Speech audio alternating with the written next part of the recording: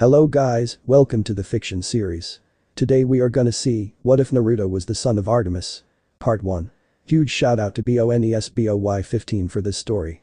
If you want more awesome fan fiction like this, don't forget to hit that subscribe button. So without wasting any time, let's get into the video. Survival. The purpose of the core instincts that reside within the psyche of all life, both immortal and not, was to ensure survival. The animal kingdom's hierarchy, and much of humanity's, was based on those instincts and an organism's effectiveness in utilizing them. It boiled down to a simple point, an unspoken rule of life. Those who are unable to survive, don't.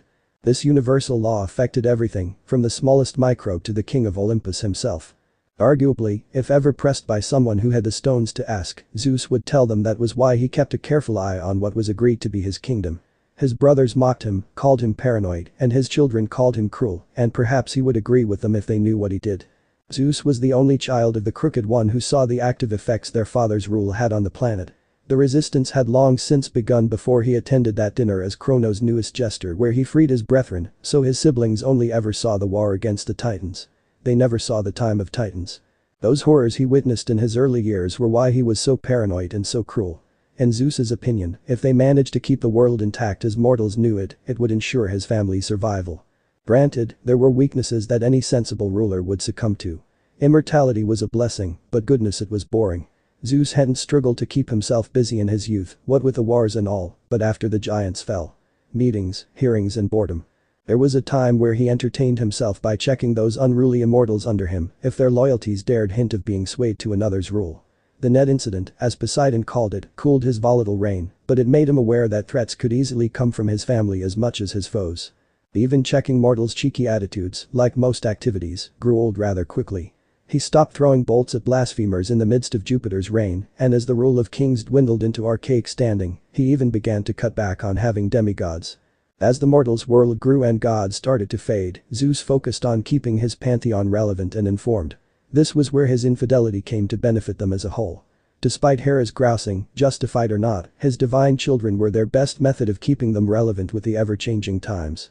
Apollo, ever the loyal archer, acted as his eyes from the sun chariot and made notes of popular culture he deemed relevant. Granted, Zeus could do without the delivery of reports through poem. He damned the Irish for their irritating contribution to his repertoire.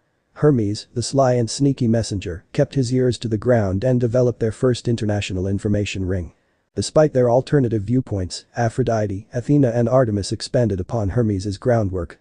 Dionysus, when he was sober enough, managed to make a grapevine or two through the gallant and jubilant events he would attend. Keeping in line with his domain over fairness and justice, when his bastard children had their worth tested, his recognized offspring fell under the same scrutiny. Hephaestus kept him up to date on mortals' innovations. Zeus positively despised Benjamin Franklin and his damned kite experiment, and Ares, well, he would find the worst slums humanity had to offer and dug in. For the most part, things ran smoothly and Olympus prevailed well into the 20th century. Then the world wars came. Honestly, it had been brewing for some time. If he were to be honest, Zeus was rather surprised it hadn't happened sooner. Of course, then came that damned oath he was strong-armed into when the next great prophecy came about. Bitterly, he held to it and kept himself away from mortals for nearly 50 years. Then Beryl Grace caught his eye, and everything has been going downhill since. He'd had to turn his poor daughter Thalia, who'd been hunted needlessly by her upset uncle, into a pine. The god's unrest nearly came to a head when his lightning bolt was stolen, and shortly after that was the revelation that Poseidon also broke his oath. The impudent sea spawn even dared suggest the Crooked One would come back. He was immortal, barely a week of Chiron's teaching under his belt, and he dared to suggest such an impossibility to the king. Of course Zeus disregarded it as hogwash. More the fool he, apparently, because not a year later, the damn boy backed his word with evidence. Admittance of guilt from a traitorous child of Hermes. It was to be war, then. Zeus knew the prophecy drew near, and so, upon seeing the golden fleece be rested at Thalia's pine, ended her time in limbo. He was sure that his daughter, not Poseidon's son, would save Olympus in their time of need. Then Artemis went missing while hunting a creature that needed to be found. If she remained a prisoner of the Titans, he could count on Apollo no longer acting in Olympus's best interest. Say what you would about his bright son's fleeting fancies, he loved his sister the only way a sibling could. For all of their bickering, for all of their differences, the twins were two halves of a whole. The Oracle, cursed as she was, knew this and sent the best she could after his brave huntress, including Thalia. The one variable Zeus didn't account for was the inclusion of Artemis's son on this quest. That boy Zeus grew pensive over the strange clear-sighted boy Artemis had claimed as her own. His sense of justice was undoubtedly influenced by his mother and uncle. Zeus remembered the terror that struck the people of Philadelphia. 2 officers of the law were killed in brutal ways, and the last tortured into an admission of guilt. The ripples he made stirred a new conversation among mortals, resembling those that surrounded the original Perseus after he slew Medusa. If the boy's acts continued, he'd be immortalized into legend by folklore. The thought left Olympus's KKNG with mixed feelings. While on one hand, it was good to have heroes in the modern era to make others compare him to the original mold, the very mortal they spoke of was not Greek in lineage. He conspired with Egyptians and was involved with Asgardians. He mixed magics and sought aid from fated and forbidden gods. He used every tool at his disposal to achieve his goal. The Son of Artemis was a dangerous variable on the board, and Zeus knew that he would have to make a decision on the boy's placement in their world before it was made for him. Naruto craned his head up at the sight before him. The Hoover Dam never really seemed so impressive on paper, but to lay his eyes on it himself was a whole other matter. Calling it massive was an understatement.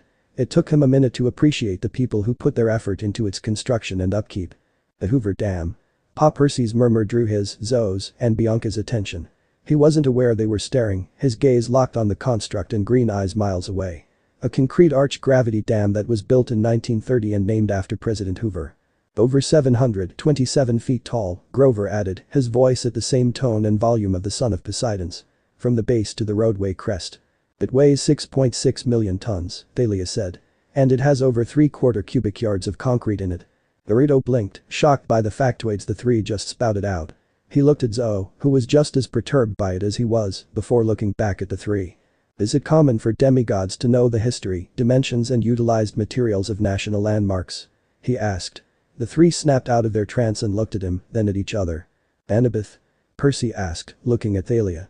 She nodded. He looked back up at the dam. Yeah, I miss her too. Well, that answered one question, but raised a whole lot more. His brow furrowed and his lips pursed in thought. They weren't talking about that Annabeth, were they? Don't misunderstand, he knew a girl named Annabeth had gotten kidnapped shortly before Artemis, but the coincidences surely weren't that high. I thought it was called the Boulder Dam. Bianca mumbled, sounding almost confused. Don't get me started. Percy sighed. I asked about it once and Annabeth nearly made my head explode from the information. Yeah, Annie was annoying like that. Going on and on about the damn thing all the time. Thalia snorted. Naruto blinked as realization struck. Oh well, that explains why he hadn't seen her at the camp. As unfortunate as the loss of your friend is, we must press on. Zoe said solemnly. Nightshade, we can press on after I get a damn burger or something. Thalia shot back, scowling. Percy chuckled and scratched his stomach. Yeah, I want a slice of damn pizza. Ooh, maybe we should take a look at the damn gift shop. Grover suggested. The three started laughing as they walked in, leaving himself and the 2 hunters behind. Naruto chuckled at their antics before he followed them. What about you, Whiskers? Thalia looked back at him with a grin. Don't you want some damn food? Or maybe a damn souvenir? Zoe was glaring at him, he could feel her ira-filled gaze penetrating the back of his head, daring him to contribute to this, admittedly, waste of time. Yes, it was childish, and yes, his mother's life, dare he say, even the fate of Olympus was on the line, but at the same time it was a good source of stress relief. Thalia's grin faltered for a moment and Naruto broke his silence. I need to get a damn belt. He pointed at the rag holding his pants up. He tilted his head as another thought occurred to him. Maybe I should put some damn pants on. Laughter rang out from the 3 campers. I don't get it. Bianca mumbled. She held her stomach when it growled loudly enough for the others to hear it. Excuse me.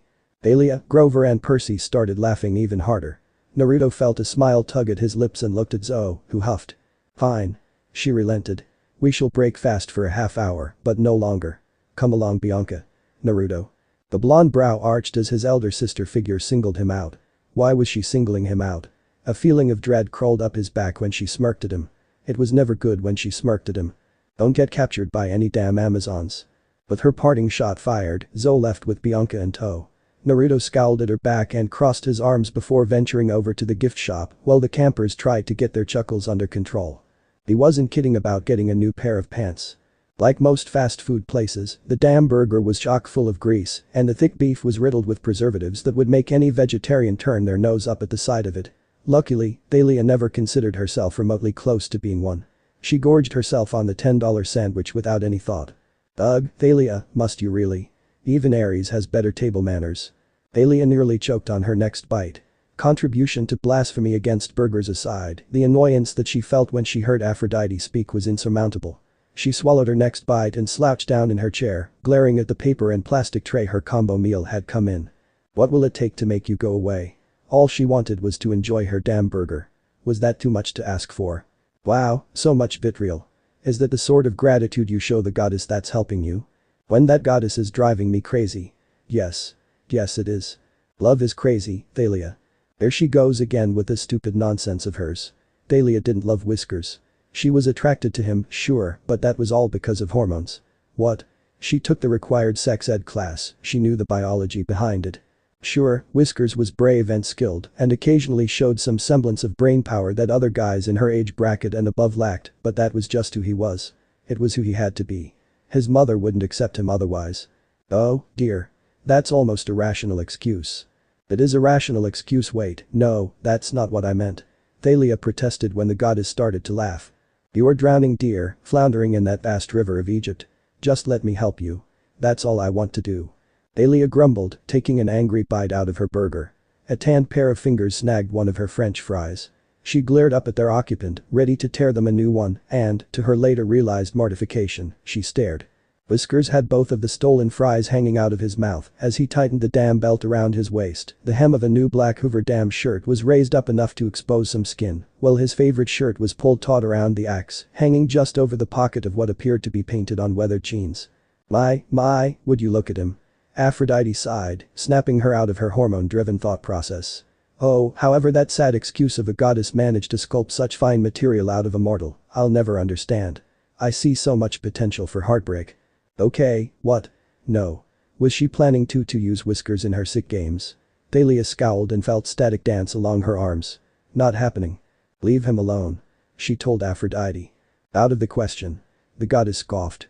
That boy is divine in every sense of the word except for the literal. I wasn't asking. Thalia tightened her grip on her burger, noticing a giant glob of ketchup and mustard start to pour out of the back. She should catch it. Part of her burger experience was going to waste. Darling, Aphrodite's far too smug voice tore her away from her burger dilemma. He already dipped his foot in the pool. If need be, I'll be the one to teach him how to swim. The nearby aluminum napkin dispenser suddenly found itself capable of flight through electromagnetic propulsion. Over my dead body. Okay, relax, I won't take another fry. The glare was enough to dissuade me. Mortification filled Thalia. Whiskers was watching her, almost warily. He looked tense, like he was about to run. Well, in his defense, you've been glaring at him for about 5 minutes. And you did send that poor defenseless napkin dispenser flying. Not to mention currently you look like you're seconds from what did you call it? Ah, yes, a Mount Suicide moment. Brilliant terminology, by the way. Oh gods. Thalia wanted to be a tree again. Life was so much simpler when she was a tree. She didn't have to worry about hormones or boys or blue eyes or she was doing it again. Damn it. Thalia, are you okay? Whiskers caught her off guard with a simple but loaded question. He didn't look as wary as he was a few minutes ago. That's good, right? Oh, wait, did he ask her a question? Crap. Thalia floundered for words, thankfully no longer gawking like an idiot, but failing horribly to find anything to say. If, you're worried about Annabeth, we'll get her back. Oh gods no. She wasn't mentally prepared for a heart-to-heart with her friend who is a boy about her kidnapped best friend, especially if she maybe kind of had a itty-bitty but not really crush on him. Thalia was saved from answering due to the gunfire that suddenly erupted from the damn gift shop. She was pretty sure that was where Percy was. She looked back and yep, Whiskers was already moving towards the series of boneheads that chased a dark-haired boy down the hall with their machine guns. She groaned and shoved the last bite of her damn burger into her mouth before rushing after them. Of course that was where Percy was. At least she got to finish her burger. Naruto's ears were buzzing and the only shapes he could make out were blurry and warped. He felt cold, like when he used to play in the snow with the wolves in Canada. His head throbbed like a rung bell. His neck hurt like when the rodeo bull's horn had caught him through the shin. Oh, that probably meant there was a hole in his neck. That's not good. Naruto. Zo. What was she doing in Canada? The hunt wasn't allowed to go there.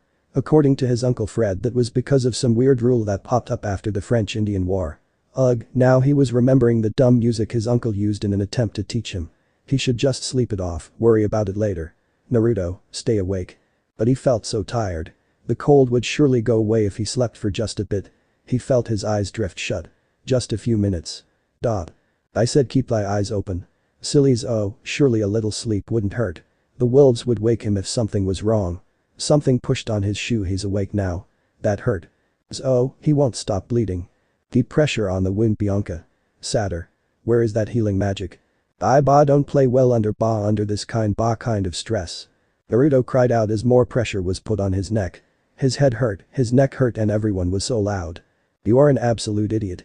We didn't know it was bulletproof. You didn't know. Well, we know now, don't we? I'm sorry. I didn't think he'd try to save me from being shot. Why was it so cloudy?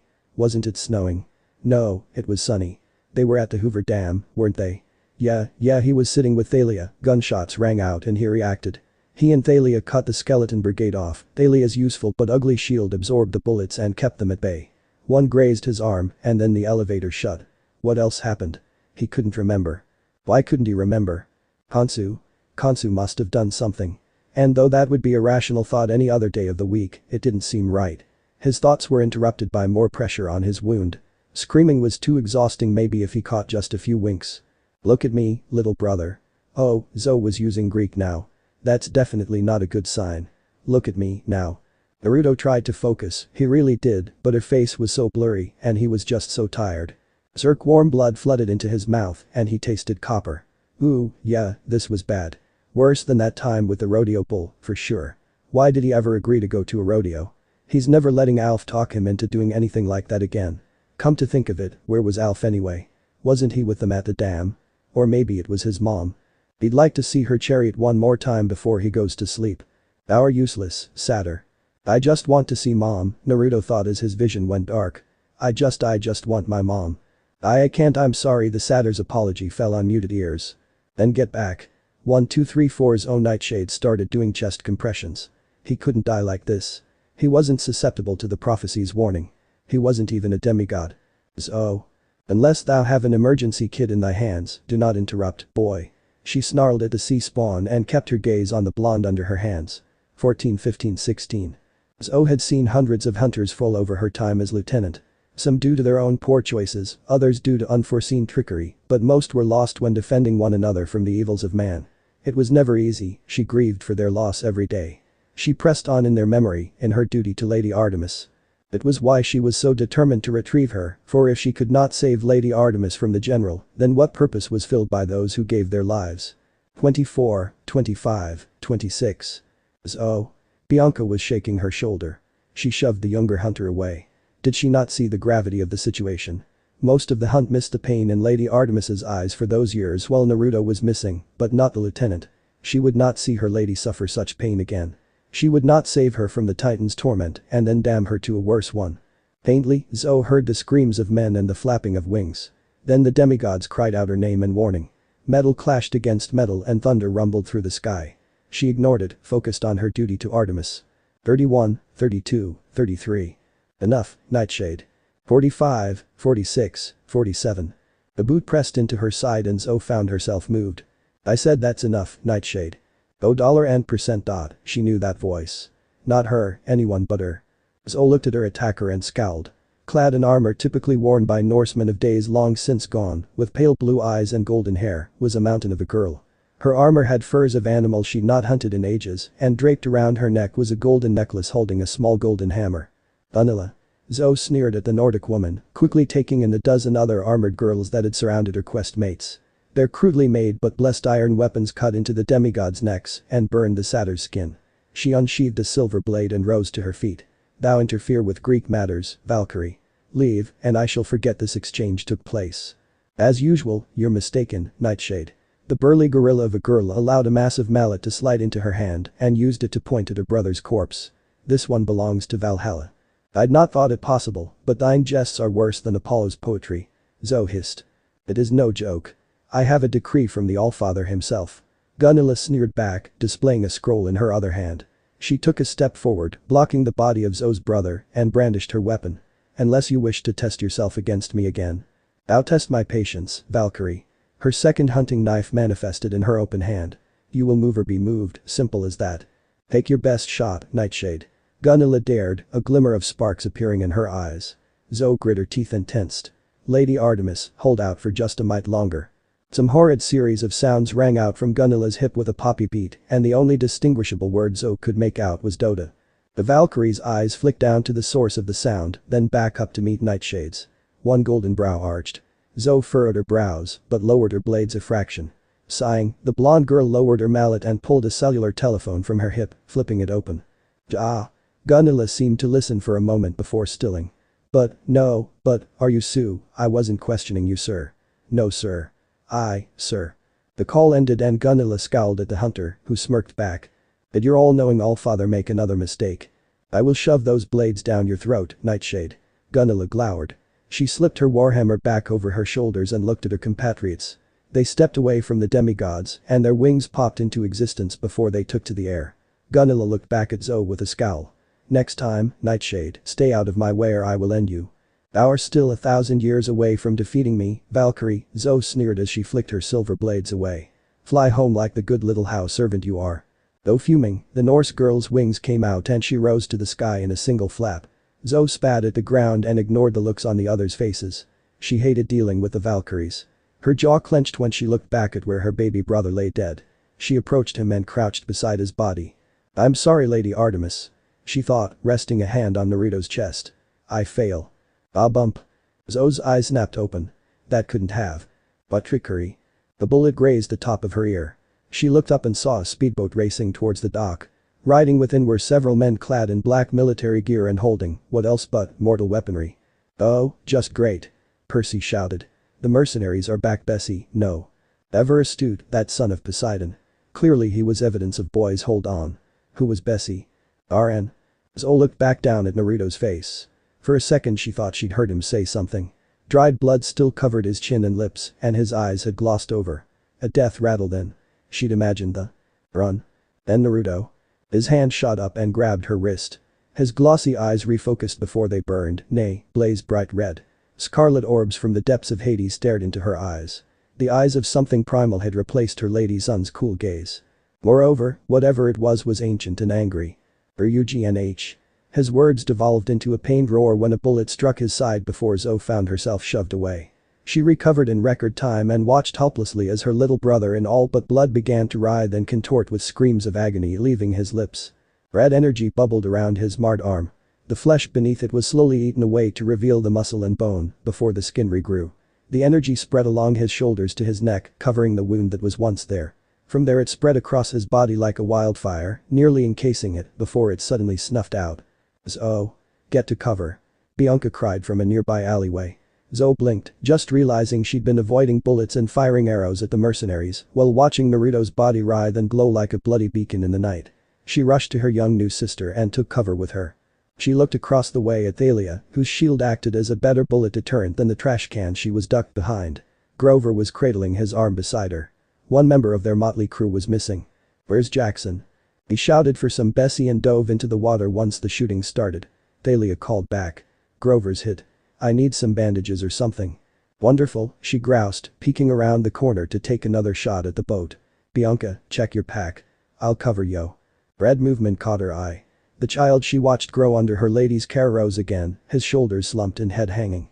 Bullets immediately riddled his form, but the strange red energy would cover the wound and fill it, before patching it with new skin. His head craned back as he took a deep breath. Then Naruto let loose a bellowing primal sound unlike any yell he'd ever made before. The ocean parted from the force of it and the mercenary's boat capsized. A gleam of silver caught her eye and she saw the gift from Ares in his hand, with Leto's gift still wrapped around the blade. His treasured gift was pulled off and dropped to the edge of the pier. The axe was brought over his head, both hands gripping the handle. He did not throw the crescent-edged hatchet so much as he launched it like the rocket mortals saw when Buzz Aldrin hijacked Lady Artemis's chariot. Zoe's keen eyes easily made out the clean kill on the yacht floating miles out. The man's head was split like firewood, splattering all those near him with his red blood. Clear targets, she realized.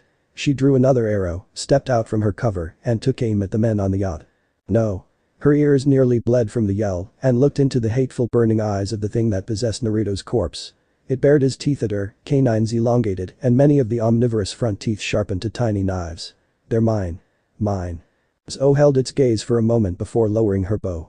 Naruto's nostrils flared and he turned back to the water, to the men that held his possessor's ire. He crouched down to all fours before making a leap she'd once have deemed impossible by mortals. Was that Whiskers? Thalia asked as she stepped out after her while Bianca was tending to the satyr. No. No. The heck do you mean, no? Thalia scowled. It sounded like him. And his body is gone. So was the lieutenant of the Hunters of Artemis. She'd seen the dead be reformed by the gods into new forms of life. She'd seen heroes venture to and from Hades. She had seen many things in her long life, but this method of resurrection was something she'd never seen before. Whoever that is not Naruto. Zoe affirmed before looking at the girl sharply. Prepare yourself to end him if he returns. We will face no more hindrances this night. Kill them all. Kill them all. Kill them all. The mantra repeated maddeningly as what felt like hot vitriol coursed through his veins in place of blood. Naruto had just wanted to see his mom one more time, and that thought, a selfish little desire, stirred something within his soul. A compromise was made with a creature he thought banished. The ultimate barter that he was warned by many immortals not to wager. The lives of others for his own. The lives of the men who tried to kill them for the fox's power. He accepted. They're not men. He told himself as he flattened one man into bone and gore when he landed on the yacht's deck. They're dogs. Just a kid. How the $% did we lose 2 guys and a boat to a kid? One man shouted. Naruto lifted his right hand and his hatchet flew to it, passing through the torso of the speaker. Clicks rang out as they lifted their rifles, but he ignored them in favor of examining his weapon. The silver hatchet was replaced with a jagged and hellish obsidian war axe. The hilt appeared to be warped to shen wood, as if reflecting the corruption of his very soul. Diesels resembling monsters he'd slain in his youth were scarred into the metal by the blood of mortal men. Not men. Naruto muttered as he tightened his grip on the hilt. He could smell them. Their fear. It was putrid and foul. Like mange. His eyes scanned over the nervous mercenaries. Dogs. What the hell is that supposed to mean? Who cares? One flipped the safety off of his rifle. Let's just shoo. The trigger-happy one was the first to lose his head. The man beside him was used as a bullet sponge, while the guy on the other side suddenly found himself half a man. Chaos ensued. Blood stained the steel railings, while limbs, appendages, and for one unfortunate soldier of fortune intestines, were scattered about the deck. Naruto hacked and slashed the yacht's occupants down to the last man, and when his rifle clicked empty, Naruto tossed his makeshift shield down. You can't we've got amnesty legal rights, the mortal whimpered. Naruto saw a familiar fear on his face, it was the same fear that was on the officer's face so many years ago. Mortal fear. Fear of death itself. Please. I can take you to the island. I can take you there. The mortal's eyes grew wider than dinner plates, and he scrambled to get away, slipping through the blood and entrails of his fellow mercenaries, before backing into the rails around the deck. He pleaded for his life. Arrest me, arrest me. Men get arrested. Naruto lifted his axe, right hand tied around the hilt so that it was high above his head. No. No. Plea. The axe fell. Squelch. Naruto breathed heavily as he stared at the corpse in front of him. He felt his blood cool and the haze in his head started to clear. His axe had returned to normal, and he took hold of the handle before yanking it out. The body slumped to the side. He wiped the blood off of his axe with the side of his pants and made his way to the control room. At the door he looked back at the carnage he left in his wake. A satisfied deep rumble echoed in the back of his head and Naruto turned back to the interior of the ship. Dogs get put down. Prey. That which nourishes the predator, the prey is typically the weaker of the 2 types of animal. Humans consider themselves the apex, which is true given their penchant for using tools. Without this gift, however, they would be at a loss. Like Naruto currently was. Words eluded him as he sat utterly flabbergasted, bound by rope and pushed against the far wall of the mercenaries' yacht's cabin. It really was the absolute last scenario to cross his mind when he initially brought the mercenaries' yacht into the San Francisco dock. Well, more so he turned the wheel and hoped the engine would carry him fast enough at the slowest setting. A sailor he was not, but Alf had been sure to instill a basic familiarity of sea craft in him before they parted ways. Regardless, after he docked the yacht and disembarked, he was ambushed. Shocked, stabbed, and shot in either arm with an arrow, he was downed and bound by the questers in record time. The last blow prior to his binding probably hurt his pride most. Grover Underwood forced him to run face first into a wall by way of satyr magic. Truly, Hilary Duff was a sadist of a vocalist if her music could cause such misery. Let me see if I can understand your logic. The bound mortal among the group scowled at his sister. He was still sore from the arrow in his shoulder. Because I came back to life after supposedly being visited by Valkyrie. I'm still not sure what those are exactly, Percy said from where he manned the helm. I mean, are they some sort of harpy variant? Because I think we should upgrade. Jackson, please just steer the boat. Zoe grumbled, pinching the bridge of her nose. The boy muttered under his breath, but did as was told. From where he was tied up, Naruto looked over at the others in the cabin. Thalia was leaning against a wall to his left with her arms crossed, the jacket given to her by Aphrodite, replaced with a loosely fitting leather jacket she'd appropriated from a locker under the deck, and her foot tapped impatiently on the floor. Her eyes still glimmered with static. Bianca, nearer to Zoe than the campers, rocked uncertainly from one side to the next, doing her best to keep her primed bow aimed at his head. Grover was chowing down on some playing cards beside their 14-year-old helmsman, and Zoe stood between him and them all, right in front of her bound captive. The hunter's lieutenant leveled him with a flat glare. "Thou had died," she said, pointing at him with her index finger. "Mortal cardiopulmonary resuscitation had no impact. Whatever overtook you, or still has you in its thrall." "It doesn't," he growled. In hindsight, that probably wasn't going to help his argument. Clearly. Zoe agreed with his musing. "Damn it." She crossed her arms. "It is unlike anything I've ever seen before. That much malice even Ares's could not muster up that much hate in someone." "I dunno, Aphrodite probably could," Thalia grumbled. Her eye twitched and her hand tightened around her jacket sleeve. "True." Zoe mused, scrutinizing him anew. Probably thinking he'd had some illicit affair. If that were true, why hadn't he been reduced to smoldering ash by the goddess of love's madman on a leash and instead granted a weapon that was, judging by the effect it had on his kills, made of Stygian iron? If that were true, how Naruto could wield it, he wasn't yet sure. Problems for later. A deep rumble whispered in the back of his mind. "Oh," he sighed and looked her in the eyes. "Please, believe me.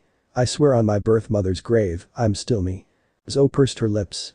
Thalia's tapping foot stopped and Bianca's rocking halted, both girls watched the quest leader intently. None of them spoke, rather it was the satyr who broke the silence. "Okay, look, I usually try to avoid being devil's advocate because satyr, but when he went all rage mode back on the pier, he didn't attack us. That has to count for something, right?" Grover asked. It was official, Naruto liked him the most. He was going to convince his mother to sign a napkin or something for the satyr.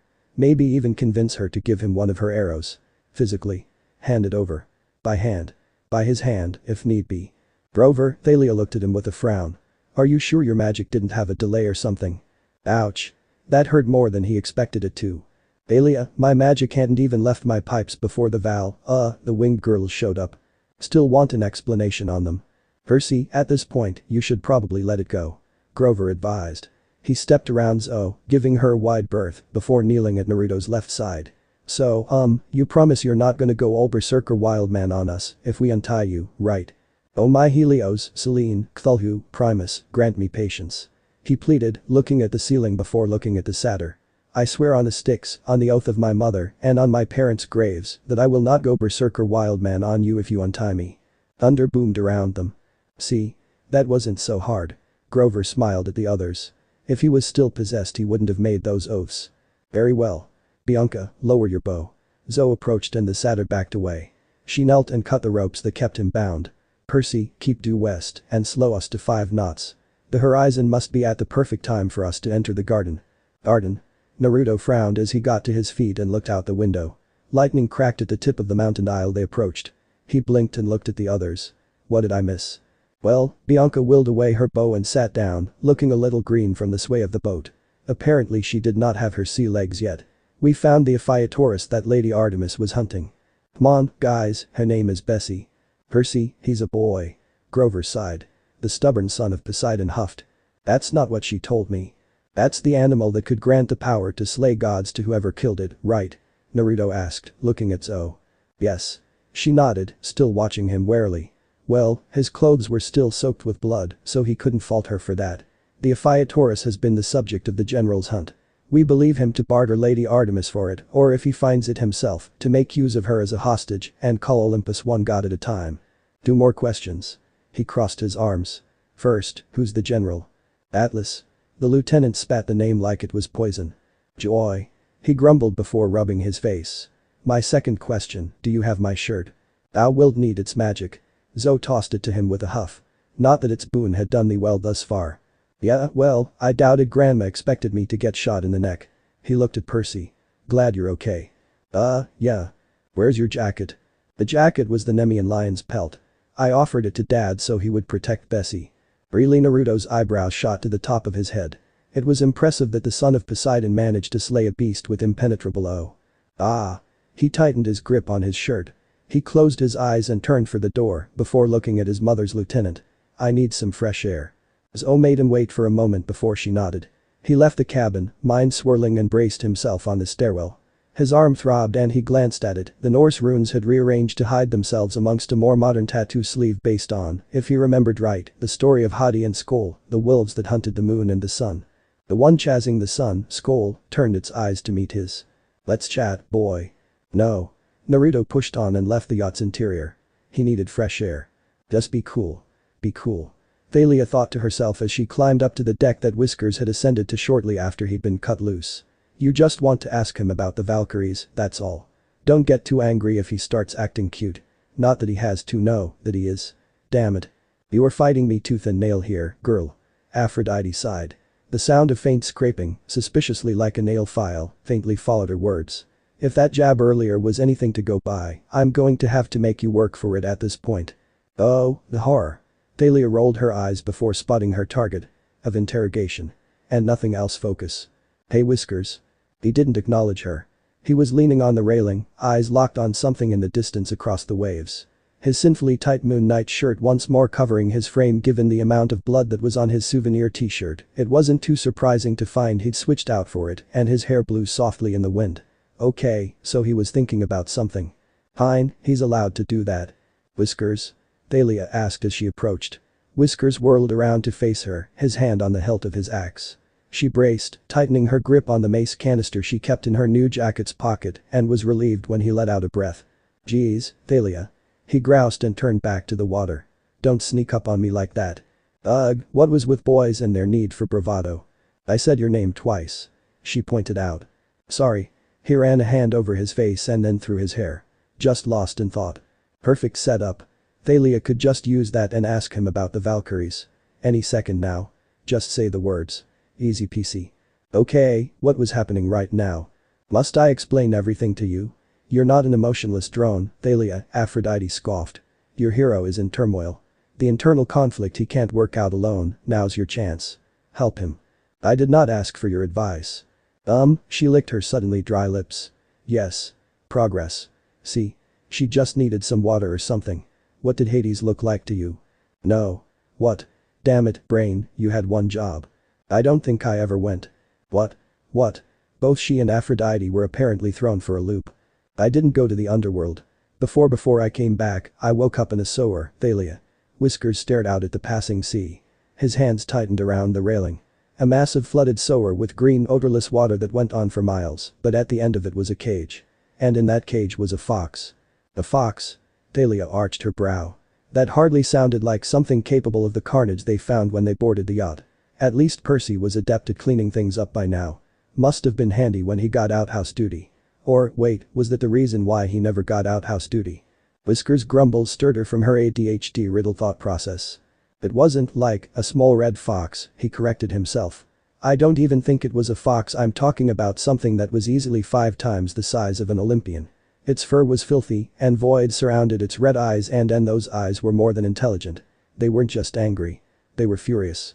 Whiskers' hands rested atop the railing and balled into fists. He squeezed his eyes shut and grit his teeth. I've never been more afraid of anything in my life than I was of that thing. Geez, and I thought limbo was bad. She snorted. Wrong words apparently, because the glare he leveled on her was nothing short of frigid. Oh, Thalia Grace. Aphrodite lamented with a groan. You were doing so well. I was impressed. You think this is funny?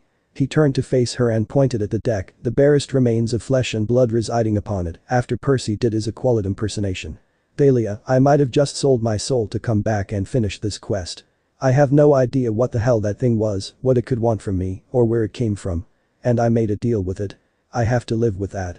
And you want to crack jokes? No, I wasn't, that isn't what. Gods, why was talking to him so hard? Ever since he and Apollo picked them up, she'd been unable to keep her composure around him. Aphrodite's little peanut gallery was not helpful. Gods, the whole thing was so frustrating. So he died and came back. Big whoop, so what? She did the same thing. It hit her like a lightning bolt. Ah, the circle gets the square. Aphrodite's very unwelcome commentary almost made her lose her cool. So are we done talking now? Fine by me. He pushed off of the railing and started to walk by her. Hey, no. Thalia turned and grabbed his arm. He faced her with anger in his eyes and she matched it easily. We're not done talking, you jerk. You died, Whiskers. Yeah, I did. I thought we went over this in the cabin. He huffed. Thalia scowled at him. You died. Her hand moved off of his arm and balled into a fist before she lowered it to her side. She took a deep breath to calm down. Anger wasn't going to help them here. She ducked her head, swallowed her pride, before lifting her head back up and meeting his eyes. And I'm sorry that I made light of it. I shouldn't have said that. I just Naruto, I've been through it too. She died. Partially, sure, but it was death all the same. And had been frozen in that state for 5 years. She still didn't like thinking about it. Oh. His anger rushed out of him like a balloon losing air, shoulders falling just a fraction as the fight left. Part of Thalia internally cheered that she won that encounter, but it didn't feel like much of a victory worth celebrating. They stood quietly for a moment. He moved first, turning back to lean against the railing. She didn't and instead watched him. The way his features were framed by the morning Lee. You are so not invited to this conversation. Ugh, spoil sport. Fine. I'll just watch. Happy. Ecstatic. Thalia huffed and crossed her arms. Thalia. Whisker's voice pulled her out of her bickering with the Lady of Doves. His hands balled into fists and his jaw flexed before he looked at her again. Do you think it always feels so cold? She did her best to ignore the familiar chill that went up her spine. This jacket probably just wasn't as warm as the last one. Or as her original one. Yeah. Thalia leaned against the railing beside him. The waves were gentle, and the barest hint of the rising sun began to peek over the horizon. She swallowed before speaking again. I really hope not. Me, too. More silence fell. A more peaceful one than the last. No pressure to speak, no weight. Just them and the ocean. Hey Thalia. What? When's your birthday? December 22nd. Oh. Yeah. Tomorrow. Solstice. End of Olympus and possibly the world. She crossed her arms. When's yours? October 10th. Thalia furrowed her brows. Crap, he had her on months. Unless were you born in 87? No, 85. He looked at her, a brow arched when she scowled. Why? Damn it. What? You were always older than me. She sighed. He snorted and she thumped his arm. Shut up. I thought the stupid tree thing gave you an edge. Wait, what tree thing? I'm physically 15 years old. Seriously? Seriously? I just thought you were short. She thumped him again. Jerk. Thalia huffed. Magic blows. Tell me about it. He scoffed before going pensive once more. Got any plans to get out of the whole grand prophecy thing? How do? Her eyes narrowed at him. Your uncle told you. Uncle Fred told me, he nodded. She frowned and then sighed. No. I dunno. I guess I'll wing it. Because that's done wonders for you so far. Whiskers smirked. Tree girl. Do not call me that. She shoved him around a half laugh as his smirk grew. A golden eyebrow rose up. You ever gonna stop calling me Whiskers? He asked. She smirked back at him. Never. Then tree girl it is, he affirmed with a nod. She shoved him again, huffed and looked away, trying to will back the heat that threatened to overcome her face when he softly laughed her punishment off. Thalia looked back at him in time to see him turn towards her, resting his side on the rail of the yacht deck. So, tree girl, I think I can help you with your grand dilemma. Ugh, and now you've got puns. Someone shoot me. Careful, someone just might. She stuck her tongue out at him. His smile dimmed, but a corner of his lips remained pulled back. Seriously, though. I might be able to help. How? Thalia gave him a wary frown.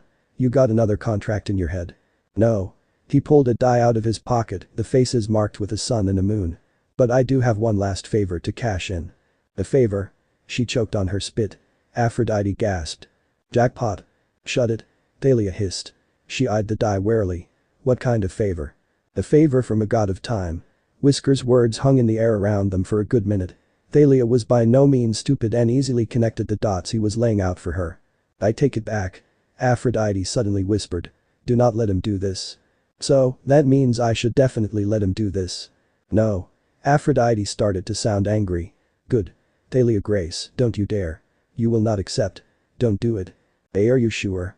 She asked, once she could find her voice. He cracked a small smile, and Thalia could have sworn the sun chariot passed by in that instant. Aphrodite raged in the back of her mind, but she ignored it and focused on Whisker's bright blue eyes. I think you've done enough for Olympus, don't you? Okay, she thought. So, maybe I do have a small crush on Whiskers. In the shadows of the Duel, a lone sphere of silver illuminated the night sky. Directly beneath it, seated on a throne, a lone man in fine garments stared into a reflective mirror where a young man stood on a naval craft. Well, I can't say I've seen this coming. The finely dressed man mused, rubbing his chin. He looked at his rings pensively. You do realize that if you do this, our arrangement is at its end? I do. Very well. A shame, I'd thought we'd have more fun together. He smirked as silver energy wafted from his body. The speaker on the other side hissed and then roared. Carnage erupted in front of him, and the man smiled. As it came to a close, another mirror shimmered nearby, drawing his attention. As the figure took up his unimpressed stance in the mirror once more, the man in fine apparel smiled at him. Maybe further down the line we can make a new deal. I have to go. Another client is calling. A pleasure, fanboy. Don't call me that, Kansu. Kansu waved his hand, ending the call, before accepting the next. He pursed his lips at the choppy image and gradually cleared away the interference with his magic. Faintly he could make out the caller's masculine shape. Behind him was a sunrise and water. Figures, he always got such terrible service with international calls. Hello? Kansu? Ah, the god smiled. He knew that voice. It was his favorite avatar to be. Kansu let loose his mana so that the image came in clearly. Naruto? He emoted a bright smile. It's been so long. 3 days at most. The boy grunted. Was it really only 3 days? Huh, mortal time, go figure. The blonde teen crossed his arms. I don't have time to chat. I'm cashing in my last favor. What? No, no, no. It was too soon. Kansu frowned, racking his godly mind for a way to keep himself and the boy connected. He'd perhaps acted rashly, sending him to aid his, now formal, servant against that other being, but something told him those two were bound to meet eventually. He figured there'd be no harm in hastening it. However, if he'd known the boy was going to use his last favor in literally the same week as he'd used the second, he'd have never let them meet in the first place. Actually, something about his wayward avatar-to-be was off. He looked him over for several milliseconds before he found it. Is that a bullet wound? Kansu was familiar with mortals' weaponry due to his priests' and mages' constant struggle against them. If his avatar-to-be had been injured by one, well, some mortal was in for a very bad night. Not important. The silly boy scowled. Kansu made to protest, maybe if he offered aid freely his favor would be kept. I need you to age a demigod for me. Was that all? Oh, he turned them to bone free of charge. Let me see an image of the target. He smiled, prepared to make use of the concept from Oscar Wilde's famed short novel. Naruto lifted a finger and gestured to someone just past his line of vision. A girl, pretty thing she, stepped up beside him. This is Thalia. Odd, that name sounded no. No, he wasn't really asking yes. She's that Thalia. Damn it, Naruto. A pleasure to finally meet you, my dear. I've heard so much about you. Such a shame our meeting must come over a call.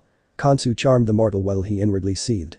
Destroying a monster of another pantheon in defense of his avatar-to-be was an allotment granted every few centuries, and he'd stockpiled those for this very reason. He'd have willingly done it free of charge if not for the way it was phrased by the foolish boy, but what Naruto asked for now was tantamount to going against the rule of Ra. That sort of interference with the Greeks and their fatalistic prophecies had to cost a favor. Or two. Kansu's smile became more genuine. He was filled with pride of his genius as a clever thought settled in his mind. I'd love to, really I would, my boy. But that is the bastard of Olympus's king. No offense, darling. He started investigating his nails and ignored the hushed grumbles of the girl. Mortals were always so sensitive about hard truths being thrown in their face. Once she quieted down he played his card. Perhaps we can negotiate. I don't have time to negotiate, Kansu. This is my favor, Naruto said curtly. Rude, but he was used to the boy's mannerisms now. Make her 17, that's all we need. Then I'm afraid I must refuse. Kansu shrugged. He looked at his nails, interest fleeting. Business is a hard and cruel mistress, but… You owe me. I beg your pardon. Silver eyes glared at the blonde. You overstep yourself, boy. I owe you nothing. While I was on your last favor, the gall of this mortal brat, hissing and spitting his folly in his face. Artemis had been kidnapped by the Titans. Just like that, the boy's worth showed itself once more. A mortal raised by Olympus, trained by Asgard, and owned by Kansu. He had his foot in every big pond imaginable. Information most would keep close to them would be shared through the mortal willingly. For, what harm could one mortal do? That was why Kansu considered losing him to be too costly. And yet, losing Artemis, or the Greeks as a whole, while catastrophic to the balance of life, was not really his concern. He managed time and business. Not life. 17, you said? He asked after pensive thought. He looked the scowling girl over. It won't give her much of a physical change. Maybe some growth here and there. 17. Naruto cut in firmly. Not a second older. Smart lad, he'd learned. Kansu covered his smirk with his hand and met the boy's eyes. I will do this, but I have a condition. He raised a finger, stopping the predictable protest. I will not only do this request of yours, but I will refund your favor for what was done to the now rust bucket. It will reform, as if never bothered. In turn, you will forgive any instance of my request you made within the last week. Both instances shall be considered mutual investments, leaving both of us with a favor apiece once more. Do we have a deal? Whiskers blasted girl, don't ruin this for him. We don't have to use the favor. It's as good as we're gonna get under the time constraint, Thalia. It's fine. Naruto, the noble fool he was, pulled through for him. Blue eyes met Kansu's gaze, and the blonde nodded. I agree. Kansu practically glowed at the words. His eyes gleamed and shone with the moon's light. Then, by my will, I shall do this for you, my friend. Sucker. Kansu cackled inwardly as he snapped his fingers. The teens blinked and frowned. He rolled his eyes at their silent accusation. I'm a deity of the moon, children. Once the first light of the night's waxing crescent kisses her skin, Thalia Gray shall be 17 again. Again? They asked. He deadpanned at them. She was born in the 1980s like you were, Naruto. You both should be 19. Our arrangement was to your benefit. He glanced at the demigod, then back at his avatar-to-be. Hers, not so much. Tree life is rather dull. Thank you, Kansu. It was my pleasure, my young friend. Kansu smiled. The mirror's ripple ended and the image left. He reclaimed his seat upon his throne and picked up a single die that rested on a plate beside him. The Egyptian god's smile grew just a tad wider as he looked at the other half of the dice set his human pet carried. My silly little avatar, I will never let you go. Being a prisoner of war sucked, Annabeth Chase often reflected. It was boring, and the only meaningful conversation she had, arguably, was when Luke decided to show up. The last time he had was weeks ago. But that wasn't his fault, like he said, it wasn't his call to leave her literally hanging. Oh, but with this horrid experience came knowledge. She'd definitely be sure to lay out some ground rules when the war started. The first she thought of was granting all monsters on the Titan side one offer of amnesty and forgiveness if they met in conflict. No more and no less, and any refusal was to be met by immediate death. The second, that enemy demigods or other human prisoners wouldn't be bound by iron shackles in a mountain's cavern and watched by carnivorous monsters. Like she was now. Two steel daggers glared at the lone eye of the oversized monster guarding her. This was the sort of creature that gave the Cyclops-like Tyson such a bad rap. The vile thing that almost ate her best friend when she was young. Haha, once Mr. General says you not needed no more, Gump is gonna cook you in a pot. I'm not too bad at cooking. Pretty good at it actually. Why don't you hand me a hammer to tenderize myself with? Annabeth sneered at the Cyclops. It squinted at her before snorting. Mucus adhered on her shoe. Gross. Not gonna trick me, dumb demigod. Gump is smarterest of the Cyclops. Evidently. Annabeth grumbled, flicking her foot around to rid it of the monster's dried snot to no avail. The act loosened her sneaker and she waited for the Cyclops to make another round before she started pushing it down. Once it hung on her toes and the dim-witted monster approached her, she made her move. With careful aim, she kicked her leg and her shoe flew up into Gump's head, striking him hard in the dome. She cursed. She'd been aiming for his eye. Feisty little meal.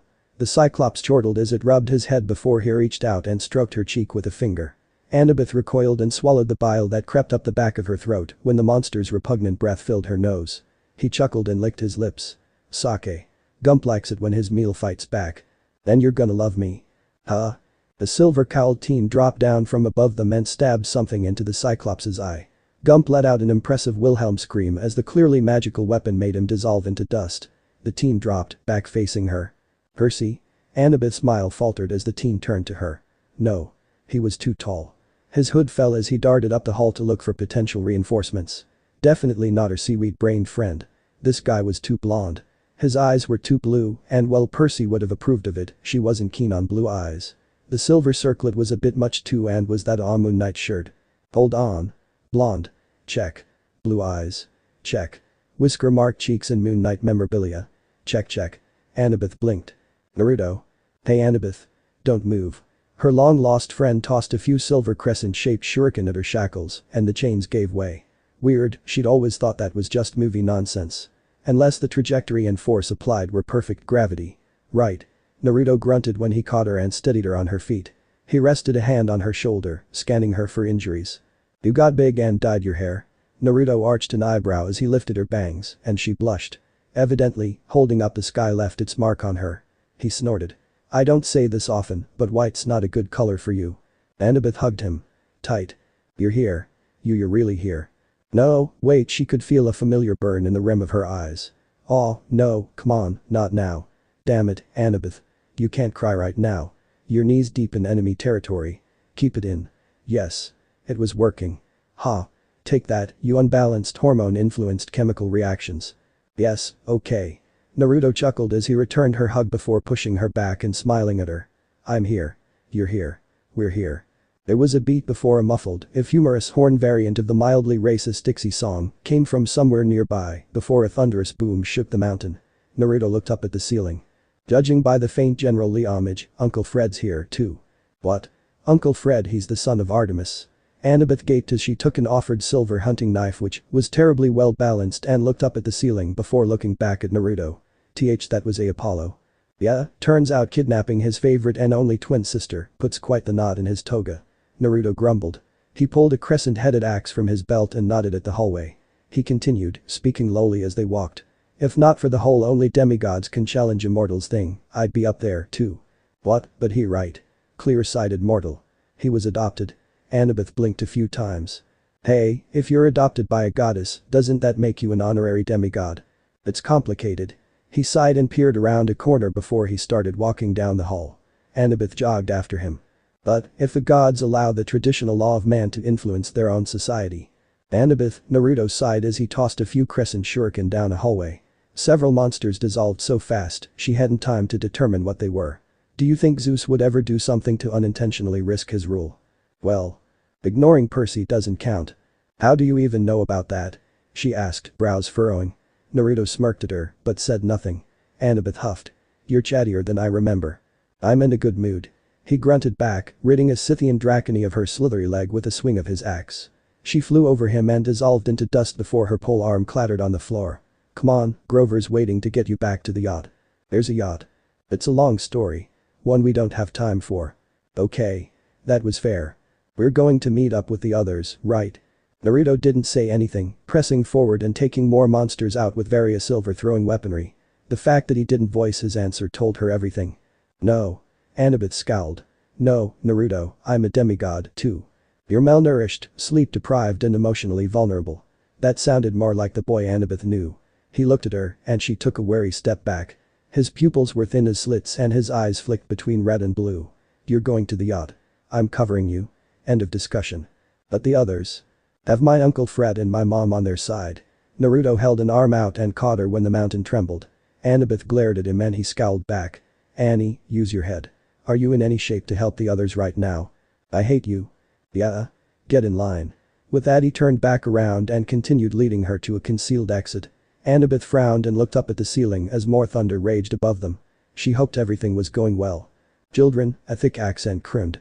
Annabeth stilled, her eyes dilating as she tightened the grip on her knife and looked behind her. Crawling along the wall, the manticore approached them. A twisted smile on its Cheshire-like face.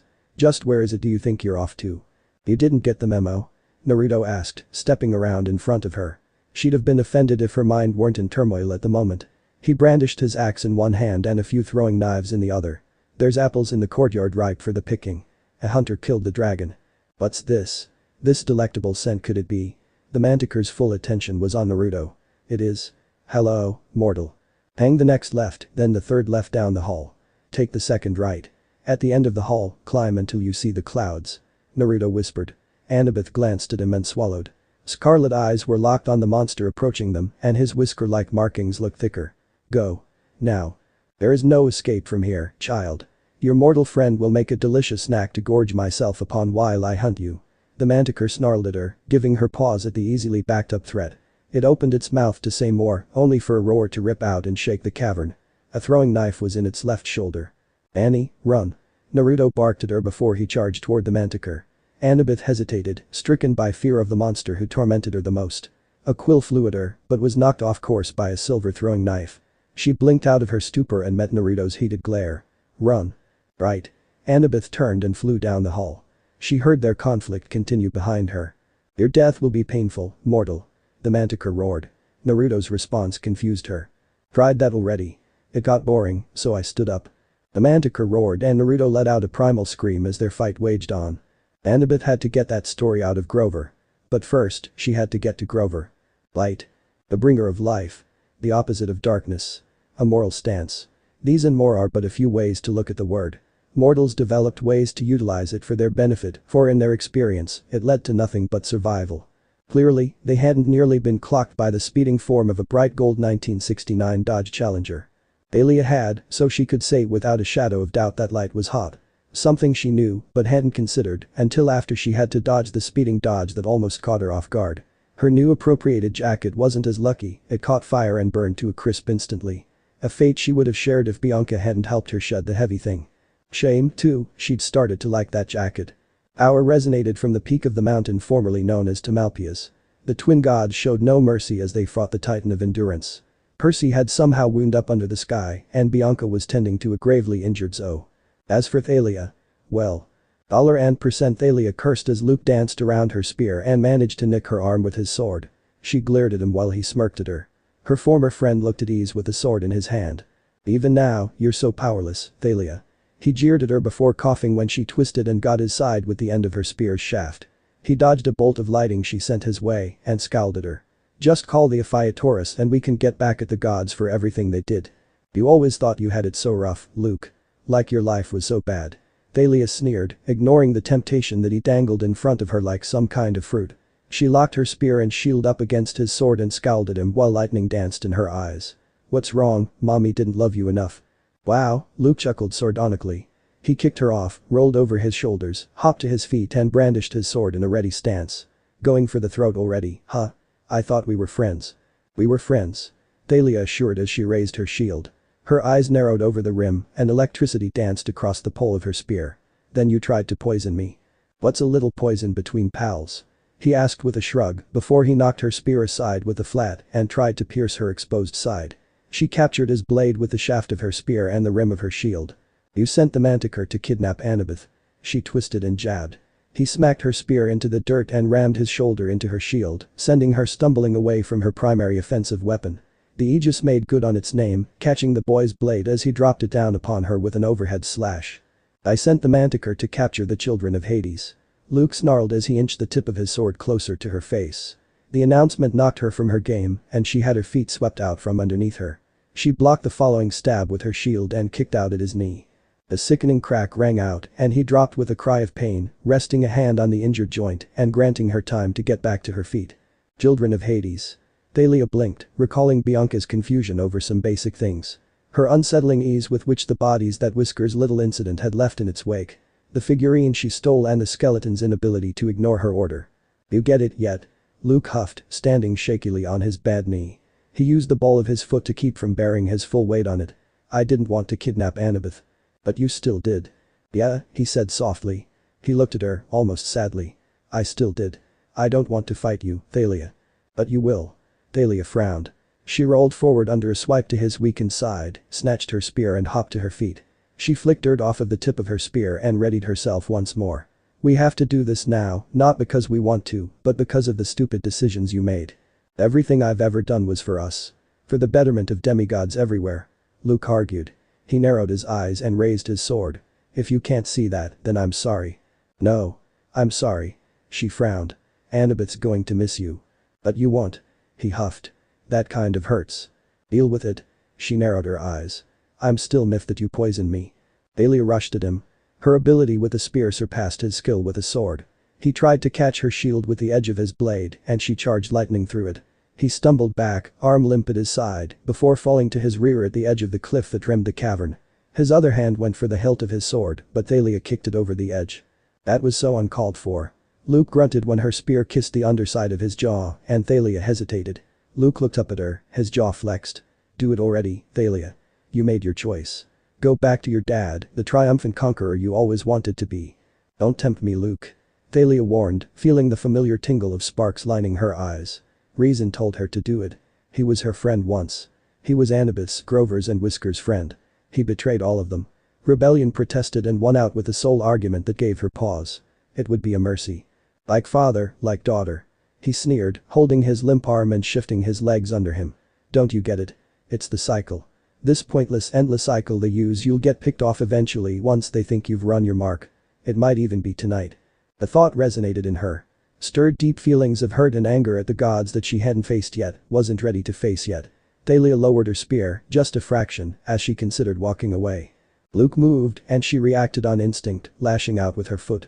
He was halfway down before the realization of what she did struck her. He hit the ground before she thought to act. A cold chill ran up her spine. My Aphrodite, who had remained silent through their battle, suddenly crooned in her ear. The plot thickens. Thalia slumped to her knees, her spear fell to her side, and her shield collapsed soon after. Storms brewed around the immediate area and lightning flashed in the distance. A single thought echoed in her head as she stared at the body below her. She closed her eyes when she felt them burn, and once the rain started, she let her head fall back and screamed into the sky. Anger. Fear. Hate. Misery. Pain. All of it came out, and the storm evolved into something unnatural. Naruto slowly dragged his hunting knife's sharp edge along the pelt of the monster in front of him. Skin and flesh parted from meat and bone. It thrashed and roared, but the throwing knives that pinned it in place were dug deep into the wall of Mount Tamalpais. Red eyes glared into green and blue. It's not so fun when the kid can fight back, is it? I will never rest until I devour your heart. The manticore snarled and then roared when Naruto resumed skinning it. It thrashed its head, and its tail's base flicked agitatedly against the axe that had severed its primary weapon. Yes, and one day, I'm sure you will. The blonde hummed as he continued his work. A faint hiss caught his ears and, without looking away, he threw two crescent blades into the shadows at his left. Turkina were hilariously unstealthy for being reptilian-based monsters. With the snake woman slain, if not merely blinded, he resumed ripping apart the durable creature in front of him. But what kind of man are you? The manticore sneered. Your friends are likely dead, the goddess will soon follow, yet you waste time on this pointless torture. I hate it when prey gets chatty. Red eyes flicked up to meet the heterochromatic eyes of the monster. I could easily take your tongue and solve that problem, but then, you'd dissolve. Predicaments. Olympus will fall. The manticore sneered through its labored breaths. Your gods will die and your species will be cattle. Your children will grow to know only fear. The men will be food and the women will be breeding stock. His left hand grabbed onto the manticore's lower jaw and he pulled the monster's head down to meet his gaze. I really wanted to give Annie your pelt. I figured she'd make great use of it. He groused. But the longer I let you speak, the longer I let you taint my air with your rancid breath, the more I start to feel that it wouldn't be worth it. You have a shred of sentience, manticore. Surely, you must have some survival instinct. Why bother? I will return in due time. The manticore narrowed its eyes, a glimmer of sadistic glee shining in them. And I will make my next life's goal to make you watch as everything you love is slaughtered like the meat they are. He grabbed the monster's tongue, took a tight hold of it, winding it around his wrist and pulling it taut. The manticore sneered at him and tried to close its teeth around his arm, but the other hand still held its jaw open. Cold blue eyes stared back at the creature. When I was a child, he started, my mother used to tell me the stories of a god's temper. How Zeus would cleanse the world again if enraged enough, that Poseidon would flood the planet, or even that Hades would march the dead back upon us. As I grew, I would learn of her misdeeds, of my uncles, and those performed by the rest of her family, that were done millennia before I was even a thought in the grand scheme of creation, and for just a moment he was afraid of her. The mortal let out a soft chuckle, before quickly sobering. But I'm not afraid of her anymore, he said, his icy gaze boring into the manticore's. I'm not scared of any god. The worst they could do is destroy me. If you think I'm afraid of your threats to those I care about, consider this. I am fearless in the face of the gods and their wrath. So, tell me, monster, why should I even bother remembering you? The manticore's sneer turned into a look of dawning horror. The mortal almost smirked when he saw the fear in its eyes. There was no worse fate than that of being forgotten, and once a monster was forgotten they tended not to come back as often. What's wrong, cat got your tongue? Nothing to say. He allowed the smirk he'd been fighting back to make itself known and shrugged. Oh, well. Maybe next time we meet you'll have an answer for me. Naruto pulled. The organ ripped from the manticore's throat with slow force. The blue-eyed huntsman continued to pull and jerk, painfully shredding the muscle and nerves that kept the monster's organ in place, until finally, it gave. The monster and its tongue dissolved before his eyes. Another pleased rumble echoed in the back of Naruto's head and he dusted his hands off before recovering his weaponry. He made his way out of the mountain, but immediately upon exiting had to raise his hands against the hurricane that assaulted him. Blue eyes narrowed and looked up at the top of the mountain. Well, he thought, heading back in and making the ascent through the interior, I've always wondered what fighting an immortal would be like. Artemis was not proud of every action she took in life, but as a goddess she had to stand by her mistakes. The beauty of mortality was that admitting one's faults wouldn't threaten the fabric of reality. Many times, when she felt slighted, she may have appeared to overreact, but her punishments always fit the crime. Overreacting would be to appear before a mortal offender and unleash her divine form in front of them. So yes, Artemis actually considered it merciful to shift boys into girls or jackalopes, or turn men into deer to have them hunted by their own hounds, or to slay a woman's daughters for daring to compare herself against her mother. Okay, that one was mostly Apollo's idea, and, honestly, she'd just been keen on getting him out of her hair. Really. It wasn't like she turned those who wronged her into flat-out monsters, or played with the fragile emotions of mortals, or reshaped the land just to get a point across. Artemis was more than happy to spend her days hunting with her hunters, and would be all the more for it if the rest of the world just let her be. But right now, at this moment, Artemis was enraged. She was tricked into taking the curse of Atlas. Her lieutenant, eldest companion, loyal confidant, best friend, child in every way but Ichir, his very daughter, was dying of a blow that came from the Titan's hand. She made a request to Poseidon's son, and after he accepted it, knew that she had to act fast. Her silver hunting knives were in her hands with hardly a thought, and a moment of thought later, her twin arrived.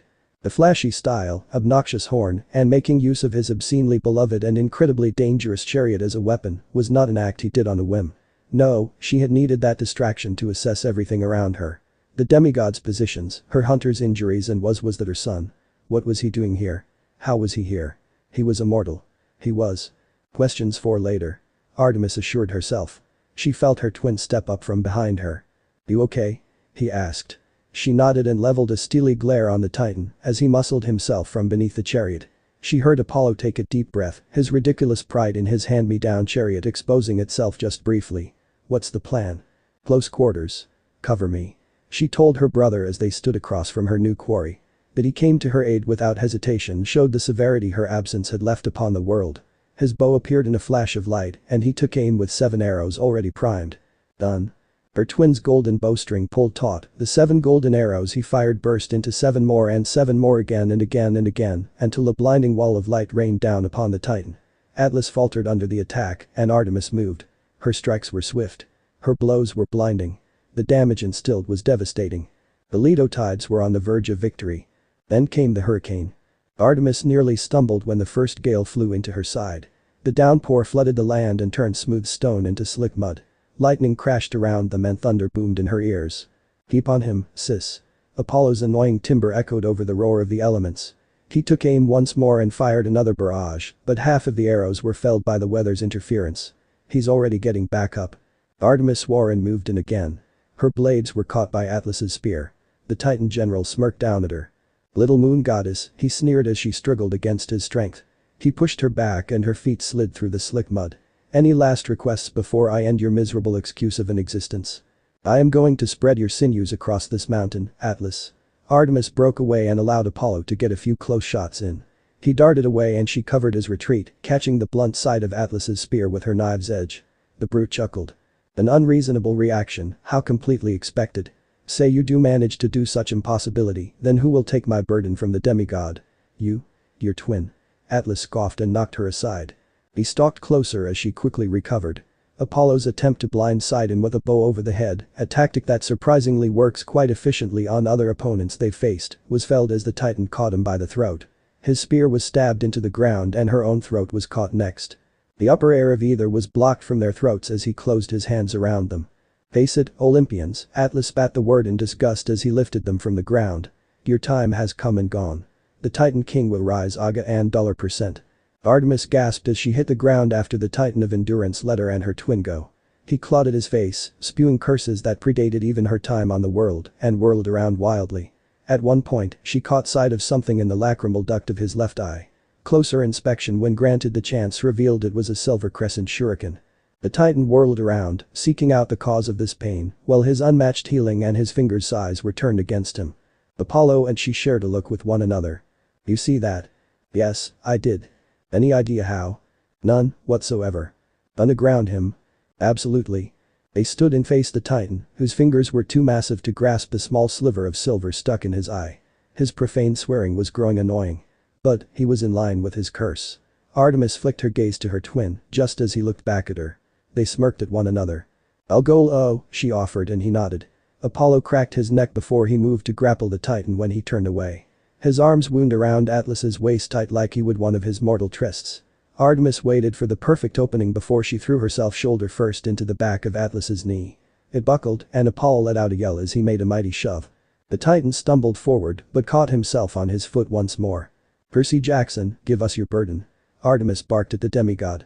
Poseidon's demigod, now sporting a streak of white hair, all but flung himself out from under the sky. At the same time, Artemis threw her arms around the Titan's bad leg, spun around and pulled when her brother pushed once more.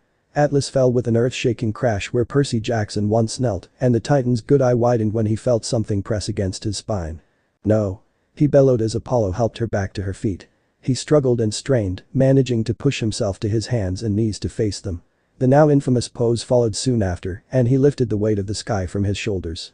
A lone hateful stone grey eye glared at the twins, and they glared right back at him. Olympus will not survive this war. The Crooked One will rise again. Titans are the rightful rulers of this world. Geez, what a sore loser. Apollo huffed, crossing his arms. Artemis rolled her eyes. Her twin was the last god in the world who should ever broach that subject, but she'd let him have the moment out of gratitude. The strong gales dwindled to nothing, and Atlas's vitriol swiftly became white noise to her as she watched the skies clear. The sun chariot was still parked in the crater it made nearby, and its light parted the clouds. "Apollo, you show." "Nope. I'm driving. You round up the kids, I'll pick the ride." Her oafish brother lifted his keys and clicked them. The chariot changed from its muscle car shape into a grand golden limousine. Then into a school bus. Then a shuttle bus. Back to a Lamborghini. He looked at her with a sheepish grin. "Might be a minute." Artemis sighed and began to take a head count. She started with PercyJackson, whose eyes fluttered and breathing steadied as the weight of his trial stopped influencing his mortal body. Apollo would have to make sure he hadn't damaged something. Her hunters were the next immediate to check. Artemis walked over to Bianca, who sniffed back tears over the fallen form of Zoe. Artemis knelt down and took her hold of her oldest, loyalist friend's hand. Dark eyes cracked open and a bitter smile graced her face, her gaze was lost to something far beyond what Artemis could see. "Stars." She whispered so happily it almost broke Artemis's immortal heart. I can see the stars again, Mladdie. They're so beautiful." "All for you, my friend." Artemis smiled sadly as she stroked Zoe's hand with her thumb. She closed her eyes and took hold of Zoe's mortal form, captured it in her memory. She covered it with her power and watched the girl shift and change as she peacefully expired. The constellation appeared above them, one that would not show until the sun's light fell, but Artemis would see in her mind's eye for the rest of her days. Hunt for Vermor in the great night sky, oh huntress mine. "I tried, Lady Artemis," Bianca sniffled. "I tried." "I know, Bianca." Artemis pulled the younger girl into a tight hug and allowed her time of mourning.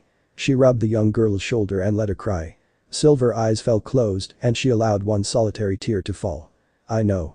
So, that's it then." Naruto peered down toward the base of the mountain, the morning mists hiding the ground from him. His evasion of detection wouldn't last long. His mother and Bianca were distracted by their grief, a grief he'd share when the time came, and Uncle Fred was apologizing profusely to his ever-shifting car. Percy was winded from his ordeal, and Annabeth and Grover were still waiting for them at the yacht. He rubbed his face, he hadn't a clue how they were going to explain this to Annabeth. "Yeah." Blue eyes glanced down at his side to the girl that hugged her knees and hid her face in them. He sent one final look down to the bottom of Mount Tamalpais. There was nothing more he could do for Luke, but he still had another friend he could help. He knelt down beside Thalia and put a hand on her shoulder. "Hey." He wasn't sure why he spoke softly. The others were far too distracted to pay them any mind.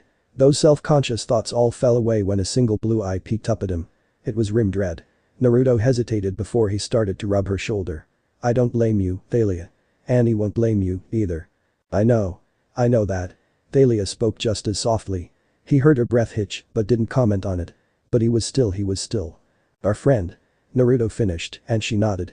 He understood. He empathized with her. He'd never really understand what she was going through. His heart went out to her, and his strength would be there for her if she needed someone to help her rise above this. He sat beside her and moved his arm over her shoulders, tucking her head under his in a tight hug. "He's gone, and it's gonna hurt for a long time." She rubbed her arm along her eyes, groaning as she did, before resting her head back on his shoulder. "I just want it all to stop, Whiskers."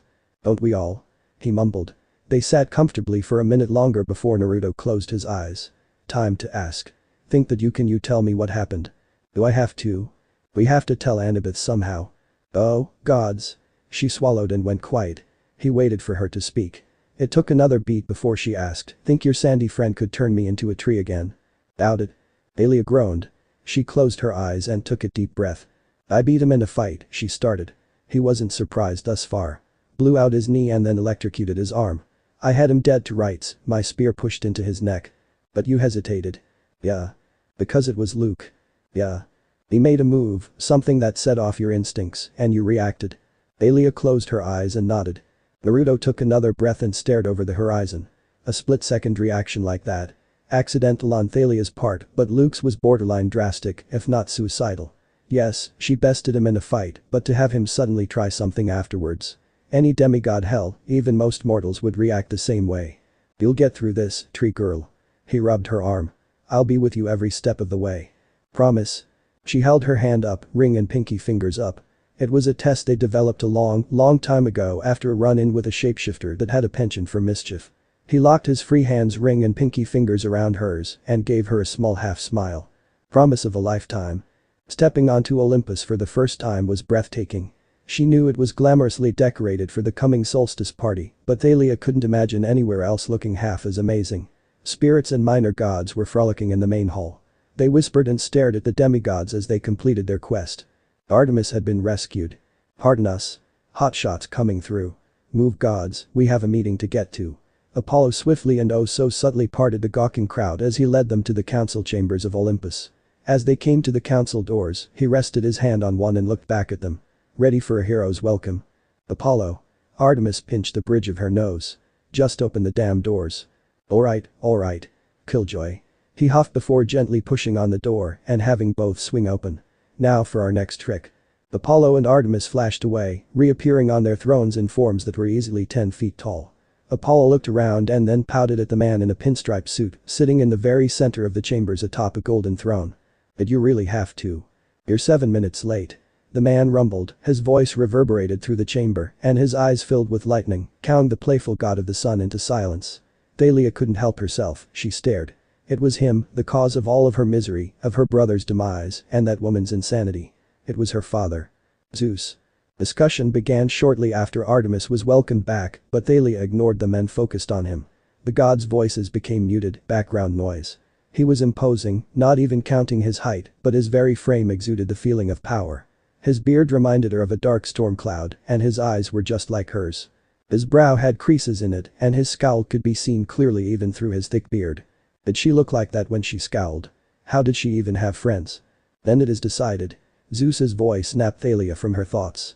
The Ephiatorus will be kept on Olympus under careful eye. Hephaestus, begin making a container for it. Thalia glanced around and almost jumped at the bathtub that had suddenly appeared beside Percy. The Ephiatorus, Bessie, was enjoying chin scratches from the boy. She leaned over to Whiskers, who hadn't left her side since they got there. How long has that been there? 3 minutes. 4 tops. They've been talking for a while. Whiskers murmured back, his hand still resting at his side. He glanced at her out of the corner of his eyes and their gazes locked. A single question was asked of her. Ready? Thalia nodded. He looked back up and Thalia followed his gaze. Her heart leapt in her throat. Zeus, Poseidon and Hades were staring at her. Her father regarded her with a blank neutral stare. She couldn't read him, other than while he stared at her she was not being looked at with ire. Maybe it was warm. It was hard to say. Poseidon was definitely Percy's father, they were practically clones, only Percy had more of a kelp-headed quality to him that Poseidon lacked. The king of the seas held his trident proudly and gave her the same smile that a stranger on a beach would when walking by. Definitely more laid back than the easily rage god he was made out to be. The last of the brothers, who she expected to be seething outright that she still lived, seemed indifferent. Hades looked more annoyed, maybe, but he wasn't angry. He wasn't blazing with unholy fire, as that Disney film had prepared her for. If you want that, look at Hera. Aphrodite's quick whisper drew Thalia's attention to her stepgodmother. An error had been made. Hera looked spectacular. Her beauty rivaled the annoying goddess that infiltrated her mind.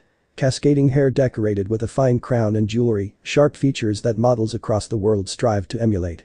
It was her eyes that really set off every danger sense in her body, that gaze was nothing short of controlled fury. She looked ready to lash out if Thalia so much as sneezed wrong. This was the goddess that her father cheated on regularly. What is he, an idiot? Thalia thought, a little upset on Hera's behalf. No, she wasn't keen on being glared at, but she understood where the goddess was coming from. That woman hardly compared, in Thalia's opinion. Thalia. Grover coughed as he elbowed her and tore her attention away from the queen. She frowned at him and he bit his lip before shrugging. You're, sparkly. What? Thalia looked herself over. No lightning was dancing on her skin and she didn't feel that charge in the air weight. Her eyes narrowed and she peered at her arm, twisting it slowly in the light and. Why am I covered in glitter? The question was directed at the only one who might have an idea. "I'm so smote before this night is done." Whiskers grumbled to himself. She glared at him. "Answer my question." "I dunno, he's got a sick sense of humor." Whiskers snapped back before looking at Artemis. "Lady Artemis, are you able to direct some moonlight onto Thalia?" Rather than answer the request, Artemis narrowed her eyes. "What did you do?" He hesitated and looked at her with worry in his eyes before looking back at his mother. He took a deep breath before he spoke again. "I used a favor from Khonsu to prevent Thalia from becoming the demigod mentioned in the grand prophecy." Lightning crashed in the skies outside. "What did you do to my demigod, mortal?" Zeus bellowed as he rose from his throne. Thalia wasn't sure if he was acting this way out of some sort of parental love or out of pride. Either way, Whiskers stared him down, his jaw set. "Your Majesty, I ensured that Thalia will turn 17 the instant the moon's light falls on her." "You dared to use Egyptian magic on my demigod." Lightning gathered in the god's eyes. Oh and $%. Thalia looked between the gods. Artemis's grip on her throne was tight and Apollo's looked no better, both looked ready to intervene at a moment's notice. Aphrodite was scowling at the king and Hera likewise was frowning. Hephaestus, Hermes, Demeter and Dionysus seemed indifferent. Ares was grinning at the ensuing chaos while Athena was staring at her. Zeus. Poseidon's voice, like a wave crashing against a cliff, was one of warning. "You endanger my son with your temper. And my daughter." Hades's cool voice sent a shiver up Thalia's spine. She flicked her gaze to Bianca, who stood on Whiskers' other side. He drummed his fingers on his obsidian throne when the king sent him a furious stare. "Why bother hiding it? She's a hunter now. You risk the ire of 2 Olympians if you destroy her." "Wow, thanks Dad." Bianca muttered under her breath. Hades's eyes flicked to her and she jumped before he huffed and glowered at Artemis. Thalia sympathized with the younger girl. "You too, Hades." Poseidon's look at his brother was more of surprise than anger. Long before the agreement was made. She and her brother resided in the Lotus Hotel after our benevolent king, Hades sneered with a glare aimed at his brother. "Killed their mother." What? Bianca hardly managed to get the word out, staring at Zeus in horror. Whiskers looked down at her and rested a hand on her shoulder. She looked at him, he shook his head, and she looked down. Whiskers' hand fell and he looked back at Zeus. "Lord Zeus," he said, stepping forward and out of their lineup. Zeus's furious glare fell on him, but he remained standing. "My interference was done to aid your daughter, to make up when I failed to do so prior." "That cheeky bastard." He was lying. "That's N. Thalia, shut up." Aphrodite's silent command cut her protest off. She glared at the goddess from the corner of her eyes, watching her as she started to file her nails. "This meeting is almost over. Just remain quiet." "If your words are true," Athena's contemplative voice drew the room's attention. "Then there remains only 2 demigods who are threats to Olympus. Nico di Angelo has already been recovered from Camp Half-Blood and resides under my protection." Hades interjected. He smirked at Zeus. "Clearly, I shan't trust you to watch him grow while you show such paranoia." "Sneaky, brother," the king sneered and the god of the underworld gave a humble shrug. "I'd not think you're so brazen to show such care for your bastards. On that topic, I would like to make a point myself." Poseidon calmly rose from his throne and matched Zeus's height. He leaned in until their noses were inches from touching. "If you so much as harm a single hair on my demigod's head, I will send word across my kingdom. Olympus falls." "You dare." Zeus snarled while the rest of the council stared in shock. Poseidon held a finger up and twitched it once. Pressure. So much pressure. Thalia felt like she was being squeezed by the power in the air. "This is a promise, not a threat. If any untoward harm shall come to Percy Jackson by you," Poseidon paused to look at the other Olympians, then Hades, who matched his gaze evenly. "Or anyone else here, then it will not be one front you fight on." He met Zeus's eyes once more. "Are we understood, brother? You've made your position clear." Zeus rumbled. Poseidon nodded and reclaimed his throne. Zeus took a breath before he did the same. He glanced down at the mortal, a storm of emotions played across his face before he looked at Artemis. "Direct the moonlight, Artemis. Let us see if your son's words ring true." Artemis's eyes narrowed before she looked at Whiskers. He nodded and she glanced at Thalia. Their eyes met and Artemis's gained a silver glow. Thalia let out a grunt of discomfort as she felt her body grow. It wasn't by much and didn't last long, but it happened all the same.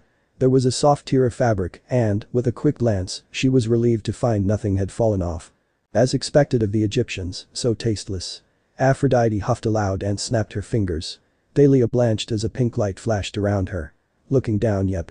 The stupid jacket was back and her ruined clothes had been replaced with identical ones that fit. "Whoa, I feel so clean." Percy mumbled beside her. Thalia looked at him and scowled. He was wearing a fresh new camp t-shirt and clean dark jeans. Other than that, his appearance remained the same. Lucky bastard. I love it. Annabeth's grumbling had her look at the girl. Her hair was pulled free from her traditional ponytail, and the grime and dirt had been cleaned from her person. Her camp shirt and jeans had been replaced by an elegant blue dress like one would see at a movie premiere. Thalia wanted to laugh at the frustrated look on her face, but refrained. That very well could have been her. And don't you forget it. Aphrodite warned with an audible smirk. Although, the smirk she wore on her face at the moment was aimed at another. Aphrodite. Artemis's growl drew the eyes of the room in mid-turn. Thalia saw why Aphrodite was smirking. Bianca was left untouched, but Whisker's clothes had been completely swapped.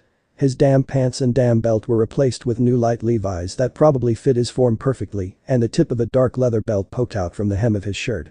An acid-stained denim jacket was worn over the Moon Knight shirt, which was partially tucked in. His hair was trimmed along the sides, giving more emphasis to the circlet around his head, and in the helix of his ear was a silver ear cuff that bore an inscription of an axe. Whisker's eyes were closed and his arms were crossed. His jaw flexed and his left eyebrow twitched. Clearly, he was just as thrilled to have his clothes jacked as she and Annabeth were. There we are. All set for the evening.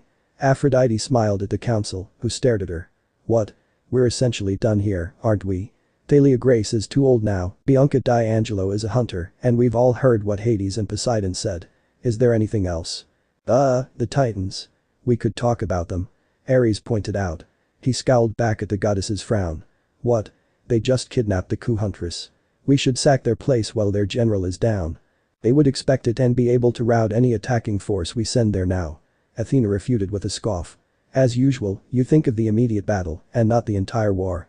Listen here, you smug. The solstice meeting is not the time nor place to discuss this. Zeus declared, looking at the god of war pointedly. Ares threw his arm up in disbelief and slumped in his throne. The king looked over at Athena. We will set aside time in the next meeting to determine strategy. Tonight, we will celebrate the end of the year. And with that, I shall make my leave. Hades stood, his throne vanishing behind him as he did. He glanced at Bianca and gave her a nod before looking at Artemis. I leave my daughter with you, Artemis. Your approval is unnecessary, but welcome. Artemis muttered, her lip curling the longer she stared at him. The god of the underworld smirked before he slowly disappeared.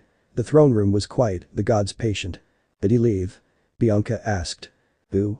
Hades reappeared behind Apollo, who jumped in his throne. He smirked, not at the startled god, but at the demigods, who were holding their chests. He glanced back at the fuming Zeus and the scowling Poseidon. Happy solstice, brothers.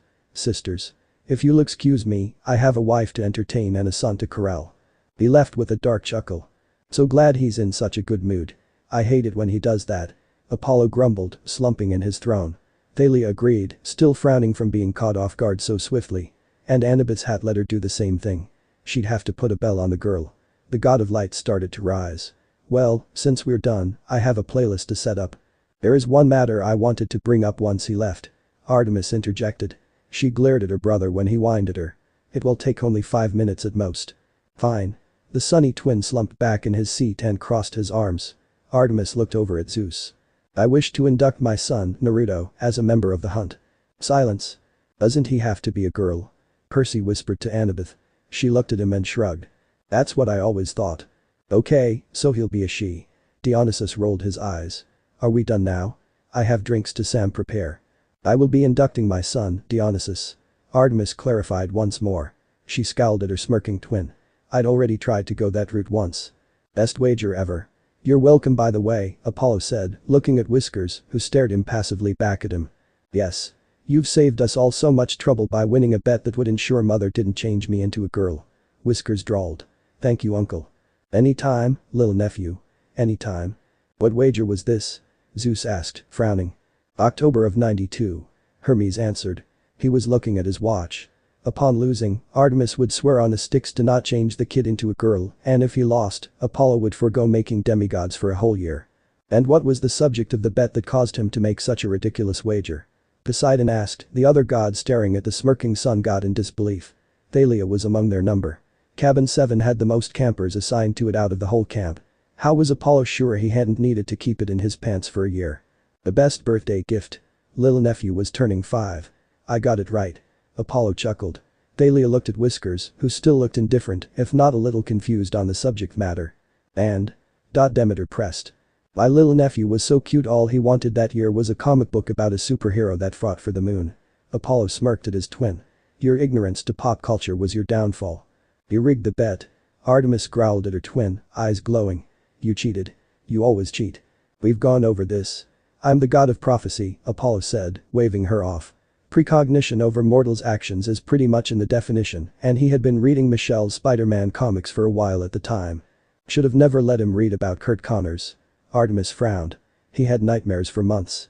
A soft groan emitted from Whiskers, and Thalia smirked at his grimace. She was going to use that against him later. That might explain why he had a thing against lizards and why he kept glaring at Layton. So why not turn him into a girl temporarily and have him take the oath then? Percy asked. Whiskers looked at him sharply and he shrugged. Sorry. The next time we meet in combat, you're going to wish you still had that jacket. Whiskers' flat delivery left Percy with a pale look on his face. Thalia snorted. Percy totally deserved that. What kind of dumb suggestion was that? Besides, the oath will not work that way. Poseidon mumbled, drumming his fingers on the throne. He looked at Percy with a gentle smile. It must be a female that is inducted under the protections. A male, a mortal, requires approval from the god who oversees them. Wait, Annabeth said, looking at the king of Olympus. That means she needs my approval. Zeus hummed. He looked at Whiskers, noticeably sparking in his eyes as he did, and then at Artemis. No. No. Artemis frowned. Apollo also looked taken aback. Need I repeat myself? He challenged. He leaned forward on his throne.